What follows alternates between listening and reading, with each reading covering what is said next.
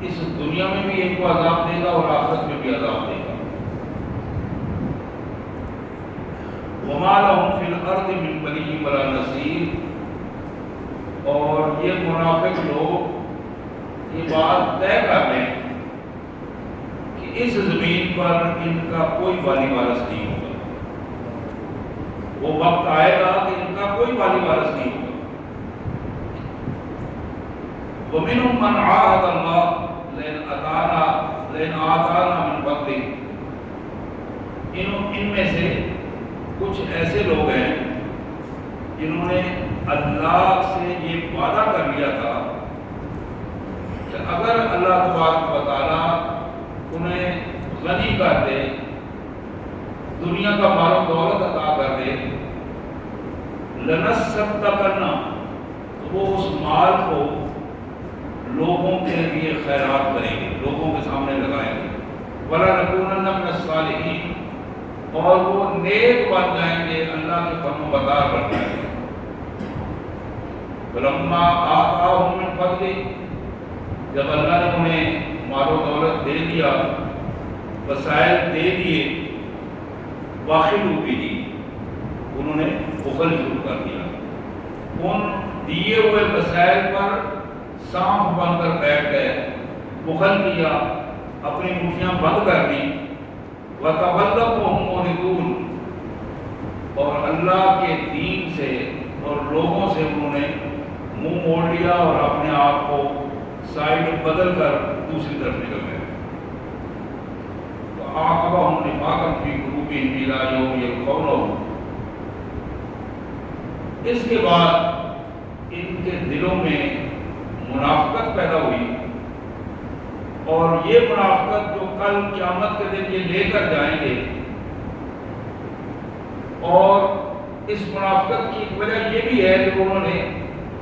اللہ سے کیا ہوا وعدہ نبھایا نہیں، وَبِمَا كَانُوا يَكْذِبُونَ، اور اس منافقت کی ایک وجہ یہ بھی ہے کہ یہ جھوٹے لوگ ہیں، جھوٹ زیادہ بولتے ہیں، اور انہیں شاید اس پر یقین نہیں، الم یعلموا، یہ جانتے نہیں، انہیں یقین نہیں آ رہا، ان اللہ یعلم سرهم ونجواهم، یہ جو الگ بیٹھ کے اپنے پلاننگ کرتے ہیں، اندر 2 4 5 10 بندے بیٹھ کر پلاننگ کرتے ہیں، پروگرام بناتے ہیں، اللہ اس کو بھی جانتا ہے۔ نجواهم، نجواهم کا مطلب ہوتا ہے نجوا کرنا، کانوں میں چپکے چپکے سے باتیں کرنا، رات کو بیٹھ کر دن کو بیٹھ کر مشورے کرنا اور کسی کے خلاف پلان بنانا، نجواهم، اللہ ان کے نجوے کو بھی جانتا ہے، سرهم، جو کچھ یہ ظاہری طور پر کر رہے ہیں اس کو بھی جانتا ہے، وَأَنَّ اللَّهَ عَلَّامُ الْغُیُوبِ، اور یہ حقیقت ہے کہ مالک ہر چھپی ہوئی چیز کو بخوبی جانتا ہے۔ الَّذِينَ يَلْمِزُونَ الْمُطَوِّعِينَ مِنَ الْمُؤْمِنِينَ فِي الصَّدَقَاتِ، اور یہ وہ ظالم لوگ ہیں جو مسلم معاشرے میں نیک لوگ، غریب مگر نیک لوگ، غریب مگر پڑھے لکھے لوگ، متوع کہتے ہیں اس کو جو اللہ کے احکامات پر عمل کرنے والا اور لوگوں کو اللہ کی طرف بلانے والا۔ الذین یلمزون المتطوعین من المؤمنین، یہ ظالم لوگ ان متوع صفت لوگوں کو، نیک لوگوں کو آنکھوں سے، ہاتھوں سے اشارے کر کر کے ان پر طنز کرتے ہیں، اس بات پر ان کے پاس تو کچھ نہیں ہے، یہ کیا خرچ کریں گے، ان کے پاس صلاحیت نہیں ہے، یہ کیا اپنی صلاحیت استعمال کریں گے۔ والذین لا یجدون الا جہدهم، اور یقیناً یہ وہی لوگ ہیں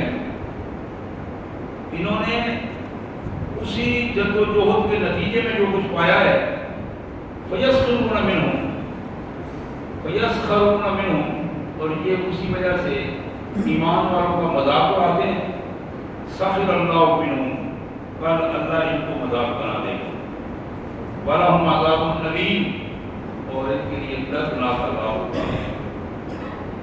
میرے رسول تم ان کے لیے معافی اللہ سے مانگو یا نہ مانگو، استغفر لہم او لا تستغفر لہم، آپ ان کے لیے معافی مانگیں یا نہ مانگیں، استغفار کریں یا نہ کریں، ان تستغفر لہم 70 مرہ، آپ 70 دفعہ بھی اللہ سے ان کے لیے معافی مانگیں گے، فلن یغفر اللہ لہم، اللہ قطعاً ان کو معاف نہیں کرے گا، ذالک بانہم کفروا باللہ ورسولہ، اس کی ایک وجہ یہ ہے کہ ان لوگوں نے اللہ اور اس کے رسول کے ساتھ کفر کیا، واللہ لا یہدی القوم الفاسقین، اور اللہ فاسق لوگوں کو ہدایت نہیں دیا۔ آمنت باللہ صدق اللہ العظیم، اللہم صلی علی محمد وعلی آل محمد وبارک وسلم۔ میرے انتہائی واجب الاحترام بھائیوں، سورہ توبہ کی یہ آیات جو آیت نمبر 72 سے 80 تک میں نے تلاوت بھی کی ہے اور مفہوم کے انداز میں اس کا ترجمہ بھی آپ کے سامنے رکھا ہے۔ یہ ایک منظر کشی ہے جو کائنات کے مالک نے ہمارے سامنے کی ہے۔ اس سے پہلے بھی منافقین کے حوالے سے، ایمان والوں کے حوالے سے، کفر کے حوالے سے قرآن کے مختلف مناظر میں پیش کرتا رہتا ہوں، لیکن آج جو یہ آیات ہیں یہ اپنے اندر بالکل ایک الگ سے اور بڑا متنوع قسم کا مضمون رکھتی ہیں۔ اللہ نے کافروں اور منافقوں کے خلاف مسلسل جہاد کا حکم دیا ہے، مسلسل جہاد کا حکم، اور جہاد کا مطلب یہ نہیں ہوتا صرف کہ میدان قتال میں گولی چلانے کو جہاد کہیں۔ جہاد کا مطلب یہ ہے ان کے خلاف مسلسل کوشش کرنی، ان کے نظریے کے خلاف مسلسل کوشش کرنی۔ جو بندہ جہاں موجود ہے، جتنی وہ طاقت رکھتا ہے، اپنی دی ہوئی اللہ کی طاقت کو اللہ کے دین کے خلاف ہونے والے لوگوں کے سامنے کھڑا ہو گیا، اس کا نام جہاد ہے۔ ایک آدمی غلط چیز کو سن کر خاموش ہو جاتا ہے، وہ بھی جہاد سے پہلو نہیں کرتا ہے۔ ایک آدمی غلط چیز کا حصہ بن جاتا ہے، اس کے ساتھ کھڑا ہو جاتا ہے، وہ بھی جہاد سے اپنے آپ کو بچا کر کفر کے ساتھ کھڑا ہونے کی کوشش کر رہا ہے۔ اور ایک آدمی کفر کا دفاع کرتا ہے، منافقت کا دفاع کرتا ہے، خود تو ایسا نہیں ہے، خود تو نسبتاً بہتر ہے، لیکن کفر کا دفاع کرنا اس کے اپنے ایمان کا جنازہ نکال دیتا ہے۔ بالکل اس طرح ہے جس طرح ابو داؤد کی بڑی معروف حدیث ہے، نبی رحمت صلی اللہ علیہ وسلم نے فرمایا، من مشى مع ظالم ليقويه وهو يعلم انه ظالم فقد خرج من الاسلام۔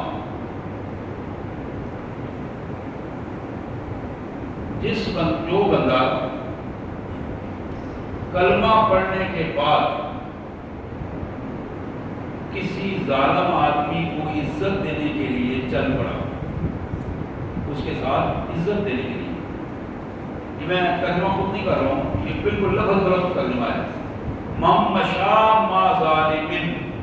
جو شخص کسی ظالم کے ساتھ چل پڑا، لیکفیہ، اس کو طاقت دینے کے لیے، عزت دینے کے لیے، کوئی منصب دلانے کے لیے، کوشاں رہنے کے لیے، وَهُوَ يَعْلَمُ أَنَّهُ ظَالِمٌ، وہ جانتا ہے کہ وہ بندہ ظالم ہے، فَقَدْ خَرَجَ مِنَ الْإِسْلَامِ، حضور کا فرمان ہے کہ اس کا اسلام قابل قبول نہیں ہے، اسلام سے وہ خارج ہو گیا ہے، چاہے اپنے آپ کو جتنا ہی مسلمان سمجھے، نمازیں پڑھے، روزے رکھے، حج کیا ہو، زکاتیں دے، کلمہ پڑھے،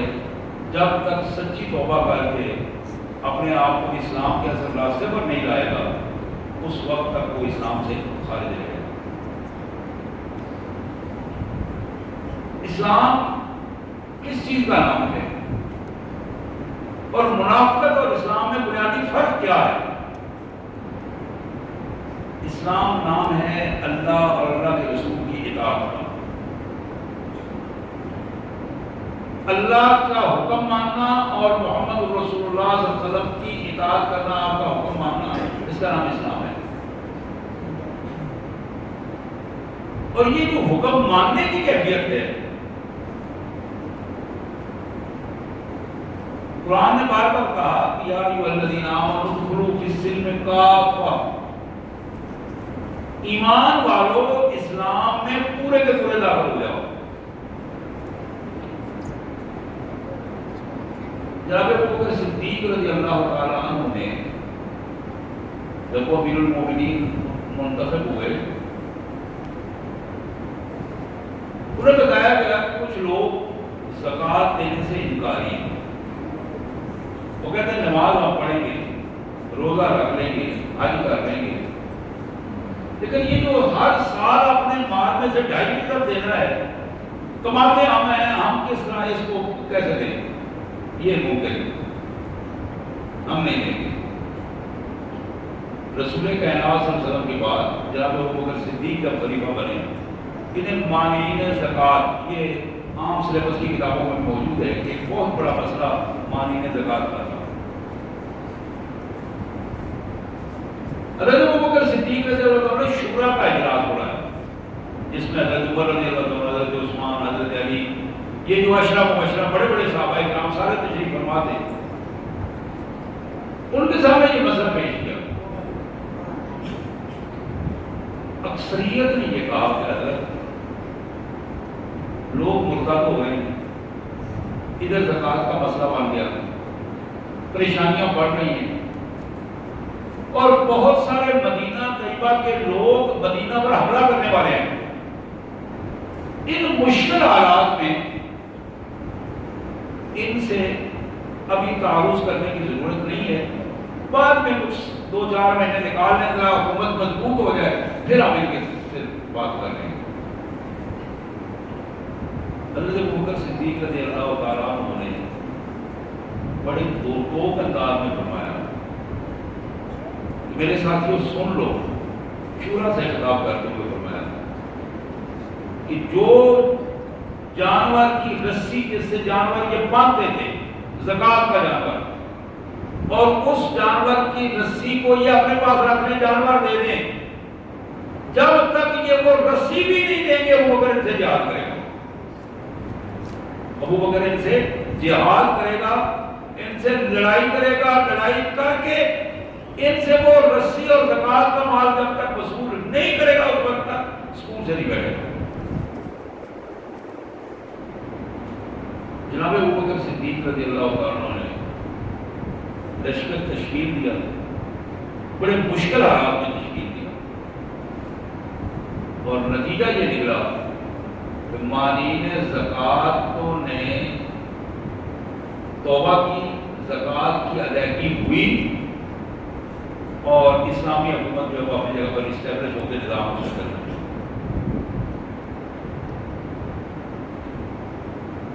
اسی طرح کچھ لوگوں کے بارے میں یہ بھی بات آئی کہ وہ لوگ مرتد ہو گئے، اسلام سے پھر گئے، حضور صلی اللہ علیہ وسلم کے وقت ان کے ذہن میں تھا کہ کمانڈ ہے اور اللہ کے رسول صلی اللہ علیہ وسلم نبی ہے اور رسول ہے، اب آپ کے بعد ان کا مطلب یہ ہے کہ شاید حکومت کمزور ہو گئی ہے، تو شورا نے مشورہ دیا کہ کچھ دیر رک جائیں،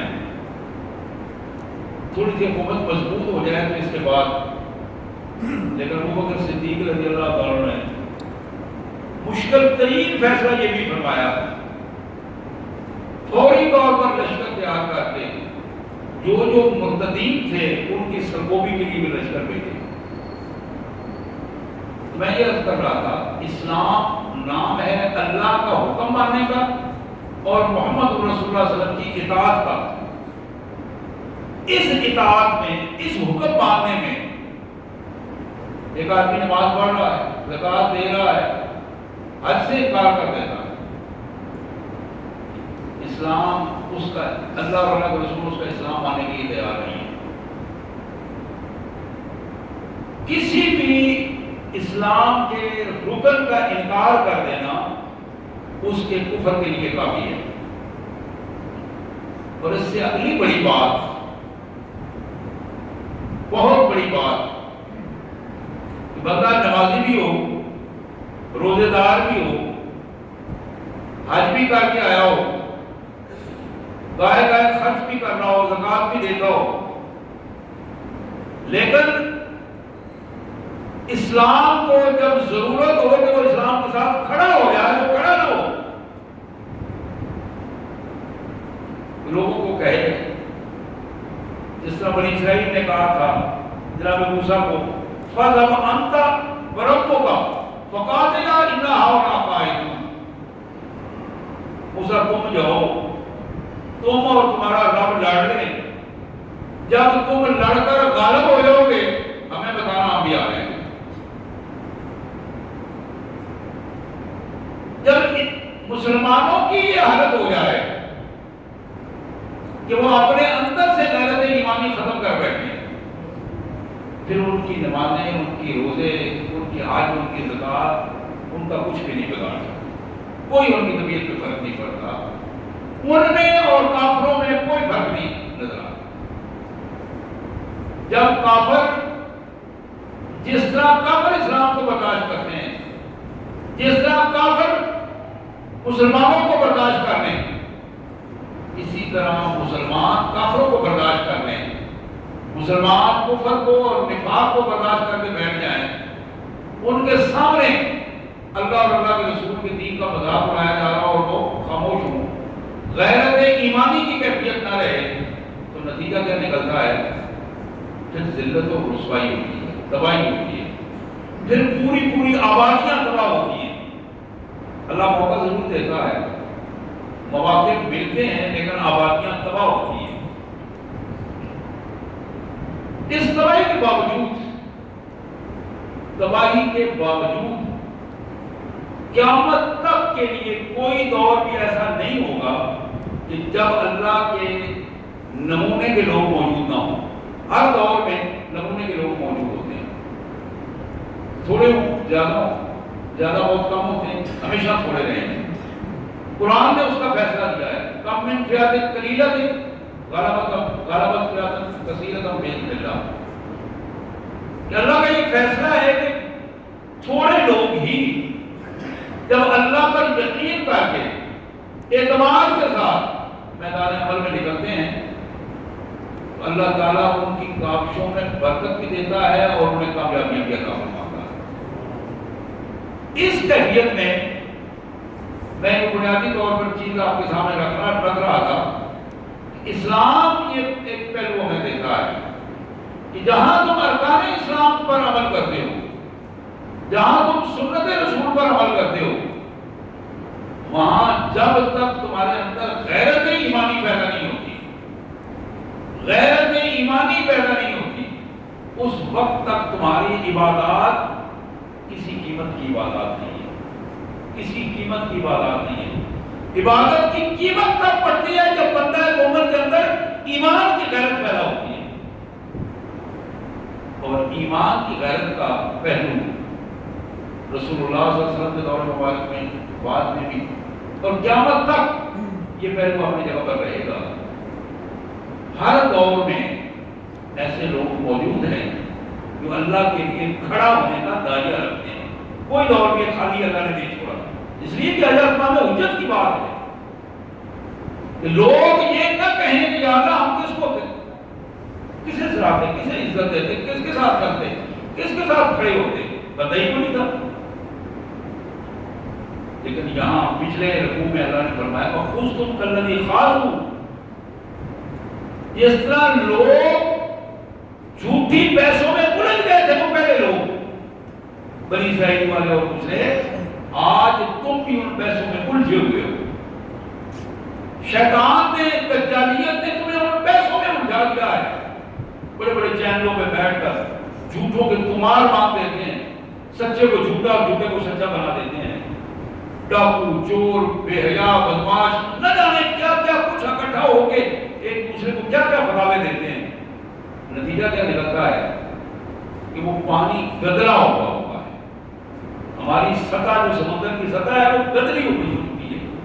اس گدرا پن میں اس لیے گدرا پن ہے کہ ایمان والوں نے اپنے آپ کو سچا ایماندار ابھی ثابت نہیں کیا۔ اس صاف پانی گدرے پانی کو صاف کرنے کی ضرورت تھی اور صفائی کے لیے غیرت ایمانی کی ضرورت ہے۔ اور یہی وجہ ہے جب ایک آدمی چھوٹی سی جماعت چند افراد کھڑے ہو جاتے ہیں تو پھر دنیا کی کوئی بھی طاقت ان کا کچھ بھی نہیں بگاڑ پاتی، کچھ بھی نہیں بگاڑ پاتی۔ آپ اس سے بہت پہلے کبھی کبھی ایک فرد کی قربانی قوموں کی زندگی میں زندگی بن جاتی ہے۔ اور بڑا معروف واقعہ ہے بنی اسرائیل کا، ایک نوجوان، کئی دفعہ آپ نے سنا ہوگا، ایک چھوٹا سا بچہ جو عیسائی تھا، عیسائیت کے دور کی بات ہے، پہلے دور کی بات ہے، اس کو گرجا میں بھیجا جاتا تھا دین کی تعلیم دینے کے لیے۔ بھیجا کہیں اور جاتا تھا، وہ گرجا میں چلا جاتا، کسی پادری کے پاس بیٹھ جاتا۔ حکومت کافروں کی تھی، عیسائی تھوڑے تھے۔ اب ان حالات میں وہ بچہ اس پادری کے پاس بیٹھ کر اس وقت کے دین کا عالم بن گیا۔ پتہ چلا، بادشاہ کو بتایا گیا، بادشاہ نے اس بچے کو بلایا، لوگوں کے سامنے بلایا اور اس نے کہا کہ اس کو مار دو۔ یہ حیرانی والی بات تھی، اس بچے کو تیر مارے گئے، اس کو تلوار سے مارا گیا، لیکن تیر اور تلوار ساری کند ہو جاتی تھی، ختم ہو جاتی تھی، مر نہیں رہا تھا۔ آخر جب تنگ آ گئے، اس بچے نے کہا اگر تم مجھے مارنا چاہتے ہو میں تمہیں ایک طریقہ بتاتا ہوں۔ انہوں نے کہا بتاؤ۔ اس نے کہا جو بھی بندہ تیر یا تلوار چلانا چاہتا ہے مجھ پر، وہ یہ جملہ کہے کہ میں اس بچے کے رب کے نام پر یہ کام کر رہا ہوں، میں اس کے رب کے نام پر مارنا چاہتا ہوں، رب ھذا الغلام، اس بچے کے رب کے نام پر، تو مجھے تیر بھی لگ جائے گا اور میں ختم بھی ہو جاؤں گا۔ اور بہت بڑا مجمع تھا، پوری سلطنت سے بادشاہ نے لوگ بلائے ہوئے تھے۔ اس بچے کو جب تیر مارا گیا، یہ جملہ کہہ کے مارا گیا، وہ بچہ تو وہاں شہید ہو گیا، لیکن قدرت کا کرنا ایسا ہوا کہ وہ لوگ جو سارے بیٹھے تھے انہوں نے نعرے لگانے شروع کر دیے کہ ہم اس بچے کے رب پر ایمان لاتے ہیں۔ یعنی وہ آخری دعوت دے گیا،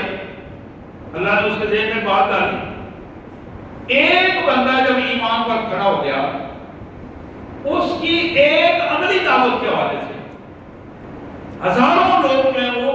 ایماندار ہوئے اور غیرت ایمانی کا نمونہ انہوں نے پیش کیا، وقت کی حکومت کے خلاف کھڑے ہو گئے۔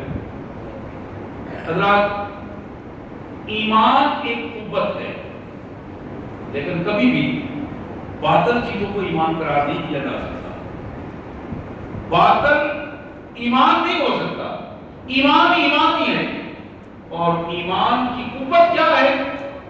اللہ کی اطاعت، اللہ کے رسول صلی اللہ علیہ وسلم کی اطاعت، اور اس سے آگے بڑھ کر اس اطاعت، دونوں اطاعتوں کے نتیجے میں غیرت ایمانی کا مظاہرہ۔ بندہ اللہ کے لیے کھڑا ہو، پھر دنیا کی طاقت سامنے آ جائے، پھر وہ گھبرانے کے لیے تیار، گھبرانے کے لیے اپنے آپ کو گھبرا کر اوپر نہ پائے۔ اس کی بے شمار مثالیں تاریخ میں موجود ہیں، ہمارے اپنے ملک میں موجود ہیں، ایک نہیں کئی مثالیں موجود ہیں، کئی مثالیں موجود ہیں۔ اور حضرات، حقیقت یہ ہے کہ آج بھی اس دنیا کی عمر سمٹ رہی ہے، دنیا کی عمر سمٹ رہی ہے۔ حضور صلی اللہ علیہ وسلم نے فرمایا آخرت آ رہی ہے، دنیا جا رہی ہے، وقت سمٹ رہا ہے، حالات سمٹ رہے ہیں۔ ان سمٹے ہوئے حالات میں نہ جانے کتنے لوگ ہمارے آباء و اجداد زیر زمین جا چکے ہیں۔ ہمارا وقت کب ہے اللہ کے سوا کوئی نہیں جانتا۔ کس کا کب وقت آیا ہے حاضری کا؟ میرے پیارے بھائیوں، میری بہنوں، یہ پیغام ہے قرآن کا کہ اپنے آپ کو کفر سے بچا لو اور منافقت سے بچا لو، منافقت سے بچاؤ، یکسو ہو جاؤ، اللہ کے لیے یکسو ہو جاؤ، اللہ کے رسول صلی اللہ علیہ وسلم کے لیے یکسو ہو جاؤ، اللہ کے دین کے لیے یکسو ہو جاؤ، اور اس یکسوئی میں اپنے آپ کو غیرت ایمانی کا نمونہ بناؤ۔ غیرت ایمانی جب تک کسی مسلمان میں نہیں ہوتی اس وقت تک وہ مسلمان نہیں گنا جاتا، اور جب غیرت ایمانی کا جنازہ نکل جاتا ہے، مسلمان کے اسلام کا جنازہ بھی نکل جاتا ہے، تو بغیر مسلمانوں والا نام، مسلمانوں والے کپڑے، مسلمانوں والی شکل و صورت ہو، وہ اپنی جگہ پر قانونی اسلام رہ جاتا ہے، لیکن اس کے اندر اسلام کی کیفیت باقی نہیں رہتی۔ وہ اسلام جس کو اللہ پسند کرتے ہیں، جو اللہ کا معیار مطلوب ہے، جو رسول اللہ صلی اللہ علیہ وسلم اور صحابہ کا اسلام ہے، اس اسلام اور ایمان کی قیمت یہ ہے کہ اپنے آپ کو، اپنی اولاد کو، اپنے وسائل کو اللہ کی راہ میں لگایا جائے، اور لگا کر دنیا کے کہنے کہلوانے سے بے پرواہ ہو جائے کہ دنیا کیا کہتی ہے۔ صحابہ کرام کا یہ عمل تھا، وہ دنیا کی پرواہ نہیں کرتے کہ دنیا کیا کہہ رہی ہے۔ آج ہماری سوچ یہ ہے کہ لوگ کیا کہیں گے، چور صاحب کو کیا ہو گیا، چیمہ صاحب کو کیا ہو گیا، بھٹی صاحب کو کیا ہو گیا، رانا صاحب کو کیا ہو گیا۔ بھئی کچھ نہیں ہوا صرف یہ ہے کہ اپنے آپ کو گمراہی سے بچا لیا، اپنے آپ کو گرنے سے اور ذلت اور رسوائی سے بچا لیا ہے۔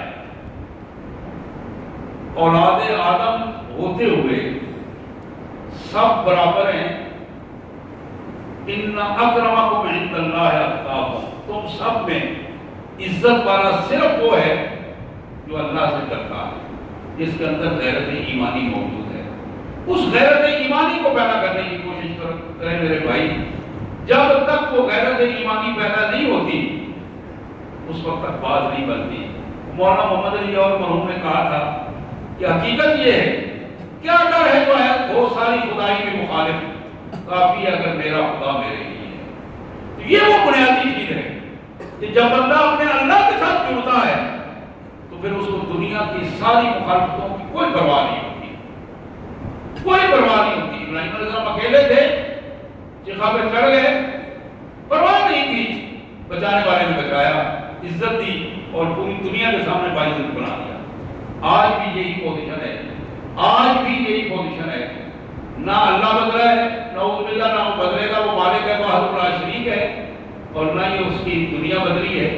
نہ اس کائنات نے بدلنا ہے۔ جب تک وہ چاہے گا یہ کائنات اسی انداز میں رہے گی۔ میرے بھائیوں، اس چند لمحے جو زندگی ہے، اس زندگی کو عمر بنائیں، اس زندگی کو محفوظ کریں۔ یہ دنیا کے وسائل یہی رہ جائیں گے، ہم وہ الفی اور دو چادریں لے کر نکلیں گے یہاں سے۔ جب آئے تھے تو ہمارے پاس یہ بھی نہیں تھا، یہ بھی نہیں تھا، آنے کے بعد یہ سب کچھ ملا۔ اب یہاں سے جائیں گے، یہ اللہ کا کرم ہے، اس نے یہ حکم دے دیا ہے کہ ان کو اس طرح ڈھک کے بھیجو۔ یہ ایک اوپر وہ نامکمل قمیص اور دو چادریں ہوں گی، اسی کیفیت میں جائیں گے۔